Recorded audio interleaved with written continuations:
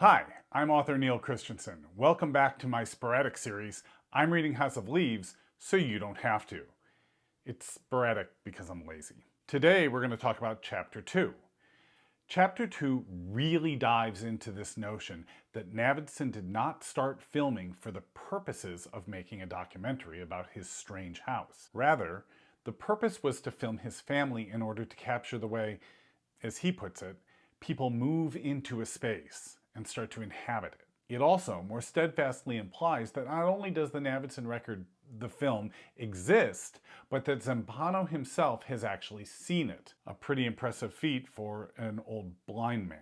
In many places, he gives opinions as to aspects of individual people, places, and behavior. In speaking of Navidson and the accusations that the whole film was a hoax and that Navidson was acting, Zampano said nothing about him seemed particularly devious or false, nor does he appear to be acting. In fact, he is a disarmingly pleasant man, lean, attractive, slowly edging through his 40s. We also learn that Navidson was in a deteriorating relationship with his wife, which may be why they moved to the house in the first place. She had problems with him being gone for his photography all the time, and basically gave him an ultimatum that he needed to be around or she was going to leave with their children.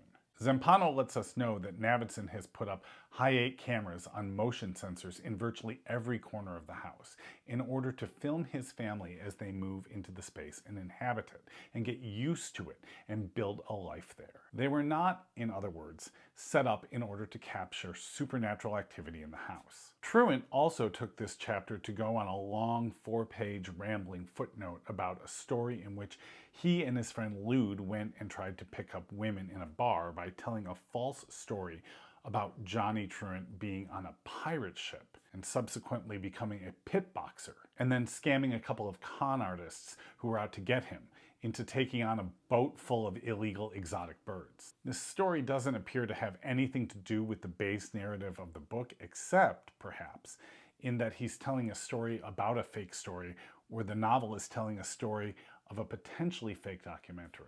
It also helps to set the reader off kilter a bit and feel confused or uneasy because it seems to be such a non sequitur. Towards the end of the chapter, we find out that Navidson has a secret relationship with a woman named Delisle. We don't know whether the relationship is platonic, romantic, or sexual based on the information given in the chapter, and in fact, nobody does.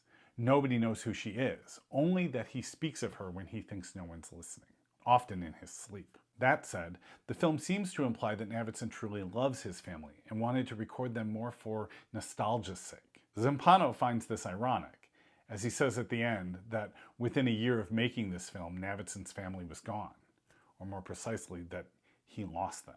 It's not clarified whether they died, disappeared, or just left, only that Navidson was left without them.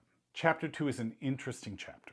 It really starts to get into this uneasy feeling of the book. While we haven't gotten to any of the pages that are formatted strangely, we have gotten a 4-page long footnote, which in and of itself is strange and uncomfortable. When you return from that footnote, you're left not remembering exactly where you were in the story because you've been reading this footnote for 4 pages. It also moves the story forward a little bit through character development of Navidson and his wife. So that's it for Chapter 2.